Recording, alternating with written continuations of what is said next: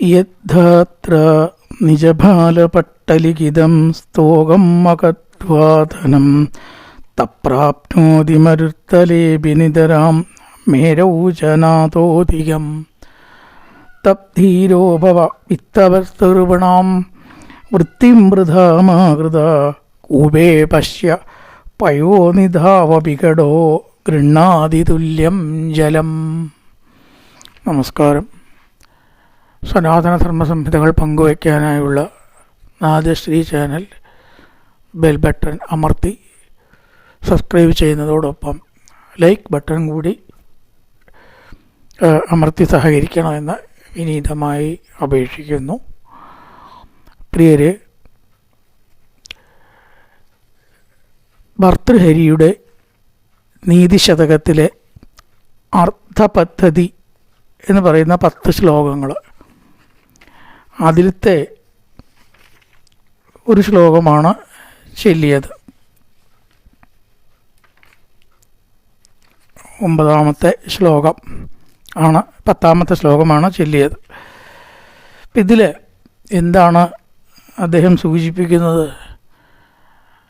നമ്മുടെ ധനം കയ്യിലുണ്ടാകുന്ന കാര്യം മുമ്പ് കൂട്ടി തന്നെ ബ്രഹ്മാവോ വിധിയോ നിശ്ചയിച്ചിട്ടുണ്ട് എന്നാണ്.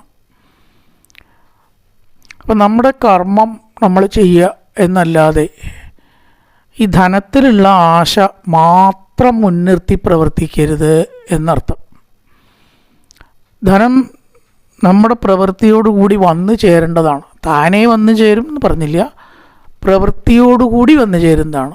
ഏത് പ്രവൃത്തി? നമുക്ക് നിയതമായ പ്രവൃത്തി, ഓരോരുത്തർക്കും അനുഷ്ഠിച്ചതായിട്ടുള്ള ആ ധർമ്മം അത് ചെയ്യണം. നമ്മൾ വെറുതെ ഇരിക്കരുത്. പക്ഷേ ധനാശ മാത്രം മുന്നിൽ കണ്ട് പ്രവർത്തിക്കുക എന്നതുകൊണ്ട് നമുക്ക് ലഭ്യം എന്നില്ല എന്നാണ്. അതിന് പലവിധ ഉദാഹരണങ്ങളും പല കഥകളും നമുക്ക് പറയാൻ കഴിയും. നമ്മൾ വിധിച്ചതല്ല പലപ്പോഴും കിട്ടുന്നത്, വിധിച്ചതാണ് കിട്ടുന്നത്, കൊതിച്ചതല്ല എന്ന് സാധാരണ പറയാറുണ്ട്. അപ്പം അതുകൊണ്ട് നമ്മുടെ ലക്ഷ്യം എപ്പോഴും വിജയിച്ചോളണം എന്നില്ല. അതൊന്നും മനസ്സിലാക്കാത്രേ ഉള്ളൂ. പ്രവർത്തിക്കേണ്ട എന്ന് ഇതിന് അർത്ഥമില്ല. ആഗ്രഹം വേണ്ട, വന്നത് ഉപയോഗിക്കാം. ഭോഗത്തിനായിക്കൊണ്ട് കാമിക്കുകയും വേണ്ട, ഭോഗം വിധികൃതം വർജിക്കുകയും വേണ്ട എന്ന രാമായണ വാക്യം ഇവിടെ സ്മരണീയമാണ്. ഉള്ളതായിക്കോട്ടെ, അതിനുവേണ്ടി പരിശ്രമിക്കണം. അതന്നെ ലക്ഷ്യം വെച്ച് നമ്മൾ ജീവിക്കുക എന്ന് വന്നാൽ ദുഃഖം, മനസ്സിൻ്റെ പരിഭ്രമവും വിക്ഷോഭവും തീർച്ചയായിട്ടും ഉണ്ടാവും. അത് ഒരു സ്ഥലത്ത് മാത്രമല്ല പറയേണ്ടത്. ഭാഗവതത്തിൽ പ്രഹ്ലാദൻ കുട്ടികൾക്ക് കൊടുക്കുന്ന ഉപദേശത്തിൽ ഇതാ പറയുന്നുണ്ട്: സുഖം ഐന്ദ്രിയകം ദൈത്യ ദേഹയോഗേന ദേഹിനാം സർവത്ര ലഭ്യതേ ദൈവാത് യഥാ ദുഃഖമയത്നത. ദൈവാത് എന്ന് പറഞ്ഞാൽ ദൈവത്തിൽ കാരണം, ദൈവത്തിൻ്റെ കാരണം കൊണ്ട്, ദൈവത്തിൻ്റെ ഇച്ഛ കൊണ്ട് സുഖം നമുക്ക് ലഭിക്കണം. അപ്പം അതിനുവേണ്ടി പരിശ്രമിക്കരുത് എന്നാണ്. തത് പ്രയാസോ ന കർത്തവ്യോ യഥ ആയുർവേയപരം.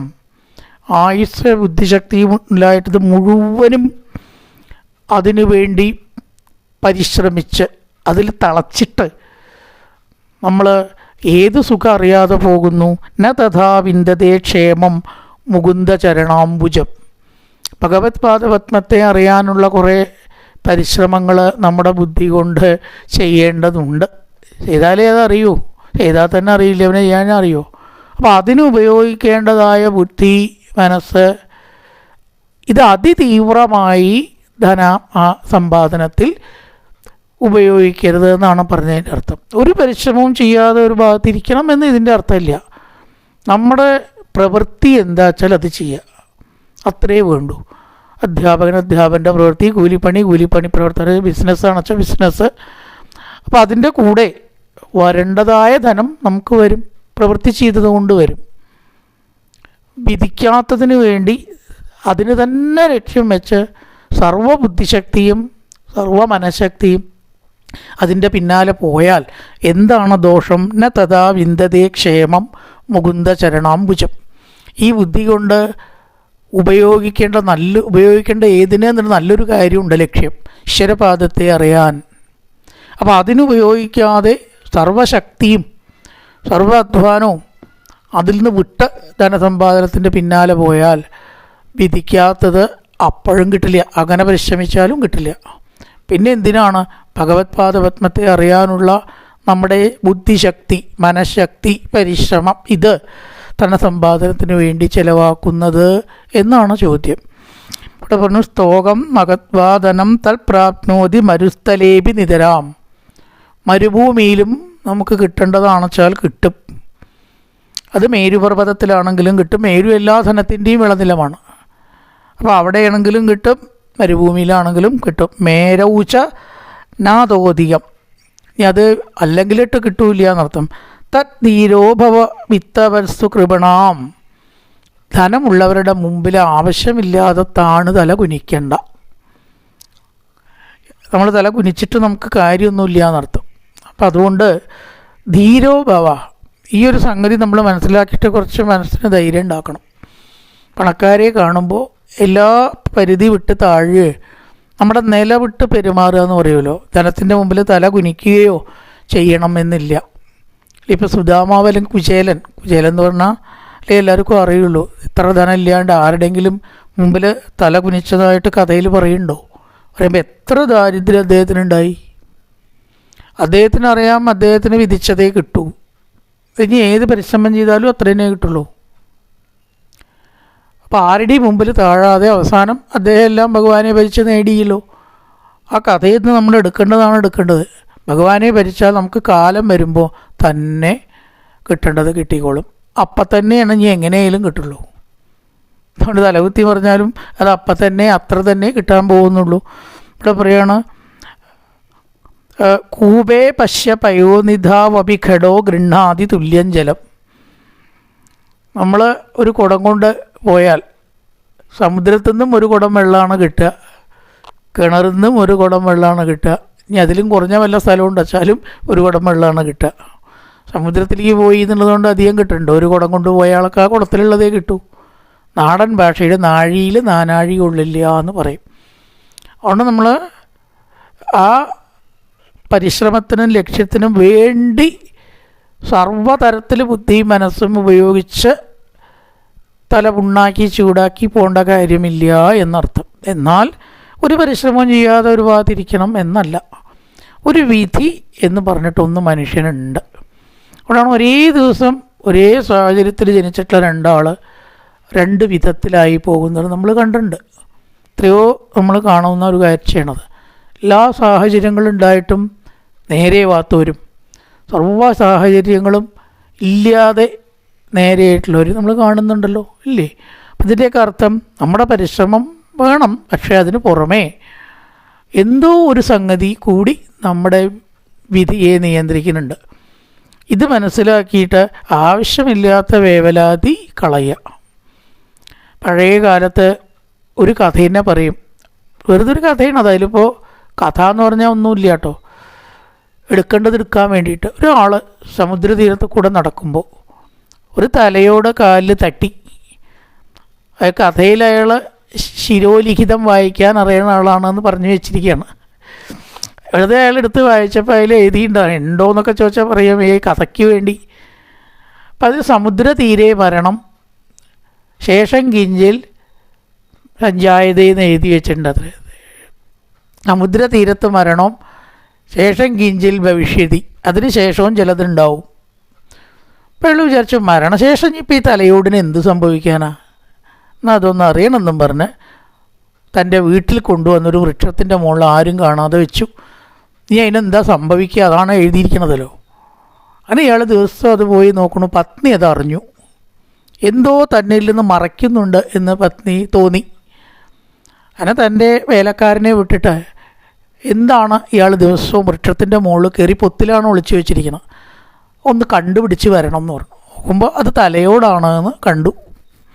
അപ്പോൾ ഈ സ്ത്രീ വിചാരിച്ചു ഇയാൾ വിവാഹത്തിന് മുമ്പ് സ്നേഹിച്ചിരുന്ന സ്ത്രീയുടെ തലയോടാവും അത്. അല്ലെങ്കിൽ ഇത്ര തലയോടിനെ ആരെങ്കിലും സ്നേഹിക്കുമോ? ഉടനെ അതെങ്ങനെയൊക്കെയോ കൈക്കലാക്കി അടിച്ച് പൊട്ടിച്ച് പൊടിയാക്കി കലക്കി ഇയാൾക്ക് തന്നെ കൊടുത്തു. പിറ്റേ ദിവസം ഇയാൾ അത് അന്വേഷിച്ചപ്പോൾ കണ്ടില്ല. അപ്പോൾ ഈ പത്നിയോട് ചോദിച്ചു, അവിടെ ഒരു സാധനം ഇരിക്കണത് നീ കണ്ടോ? അത് ശരി, എന്നെ വിവാഹം കഴിച്ചിട്ടും നിങ്ങൾക്ക് ആ പഴയ സ്ത്രീയിലാണ് ആസക്തി, അതുകൊണ്ടല്ലേ ആ തലയോട് ചോദിക്കണം, നീ അത് കാണില്ല, നിങ്ങൾ അങ്ങനെ ആക്കി ഞാൻ എന്ന് പറഞ്ഞു. അപ്പോഴാണ് ഇയാൾ പറഞ്ഞത്, വീട്ടിൽ അതൊന്നുമല്ല, അതിന്മേൽ എന്തോ എഴുതിയിട്ടുണ്ട്, ഇനിയും അതിന് സംഭവിക്കും. ഇപ്പം എനിക്ക് മനസ്സിലായി അതിലെഴുതിയത് ശരിയാണ്. അടിച്ച് പൊട്ടിച്ച് കലക്കിയില്ലേ, അടിച്ച് പൊട്ടിച്ച് കലക്കുക എന്നതായിരിക്കും ആ എഴുതിയതിൻ്റെ ഉദ്ദേശം. ഇതിൻ്റെ അർത്ഥം എന്താണ്? കഥ എന്തോ ആയിക്കോട്ടെ, ഇത് സംഭവിക്കുമെന്നൊക്കെ വിട്ടുകളയൂ. വിധി ഒരു പെർസെൻറ്റേജ് വരേക്കും നമ്മുടെ കാര്യങ്ങൾ നിയന്ത്രിക്കുന്നത്. മുഴുവൻ അങ്ങനെയാണെന്ന് വിചാരിച്ചിരിക്കണം എന്നല്ല കേട്ടോ, കുറേയൊക്കെ അതിനും സ്ഥാനമുണ്ട്. അതുകൊണ്ടാണ് നാഴിയിൽ നാനാഴി കൊള്ളില്ല. നമ്മൾ പരിശ്രമിക്കുക, ആ പരിശ്രമം വിജയിച്ചില്ലെങ്കിൽ അതിൽ നിരാശ വേണ്ട. അങ്ങനെ ഉള്ള വിധിയാണ് നമുക്കുള്ളത് എന്ന് സമാധാനിക്കുക. നിരാശ കൂടാതെ ജീവിക്കണം. എല്ലാറ്റിനും എന്തോ ഒരു സങ്കല്പമോ യാഥാർത്ഥ്യമോ ഒരു നിശ്ചയമോ ഉണ്ട്. അതനുസരിച്ചിട്ടാണ് പ്രപഞ്ചം പ്രവർത്തിച്ചു കൊണ്ടുപോകുന്നത്. ചില ആൾക്കാർക്ക് സാഹചര്യങ്ങളില്ലെങ്കിലും നേരെയുണ്ട്, ചില ആൾക്കാർക്ക് എല്ലാ സാഹചര്യങ്ങളും ഉണ്ടായിട്ടും നേരെയാവണില്ല. വ്യക്തമാണല്ലോ അതിലെന്തോ ഉണ്ടെന്ന്. അത് ഈശ്വര ഇച്ഛ എന്നോ നമുക്ക് അറിയാത്ത ഒരു വിധി എന്നോ അങ്ങനെയും ഒന്നുണ്ട്. ഈ തത്വം പരാജയം വരുമ്പോഴാണ് അധികം നമ്മൾ പ്രാവർത്തികമാക്കേണ്ടത്. പരാജയം വരുമ്പോൾ അത് സമാധാനിക്കാനാണ്, അതിനെ മാറ്റാനൊന്നും പറ്റില്ല. ഹരിശ്ചന്ദ്രൻ്റെ കഥയും അതിന് വളരെ ഉദാഹരണമാണ്. ഏതുവരെ അദ്ദേഹത്തിന് താഴേണ്ടി വന്നു? വിധിയല്ല എന്ന് നമുക്ക് പറയാൻ പറ്റുമോ? ആജാവായിട്ടുള്ളൊരാൾ ശ്മശാനത്തിൽ ശരീരം എടുത്ത് വെച്ചിട്ട് അതിൻ്റെ പ്രതിഫലം വാങ്ങി ജീവിക്കേണ്ട അവസ്ഥ വന്നു. ഉറപ്പല്ലേ ഏതോ ഒരു വിധി നയിക്ക് കൊണ്ടുപോകുന്നുണ്ട് എന്ന്. ആ കഥയിൽ നിന്ന് അതാണ് പഠിക്കേണ്ടതും. അപ്പം അതുകൊണ്ട് ഇതിലൊക്കെയും ചില മുൻവിധികൾ, കൊതിച്ചത് കിട്ടില്ല, വിധിച്ചതേ കിട്ടൂ എന്ന് പരാജയത്തിലെങ്കിലും നമ്മൾ സമാധാനിക്കുക. മിണ്ടാണ്ടിരിക്കണം, പ്രവർത്തിക്കരുത് എന്ന് ഈ പറഞ്ഞതിന് അർത്ഥമില്ല. അപ്പം അത് എല്ലാറ്റിനും ഒരു വിധിയുണ്ട്.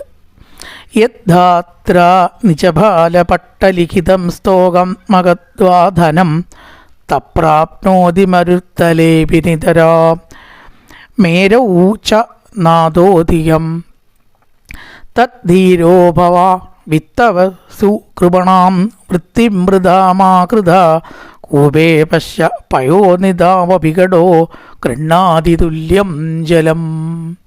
നല്ലൊരു പ്രഭാതം എല്ലാവർക്കും ആശംസിച്ചുകൊണ്ട് നിർത്തുന്നു. നമസ്കാരം.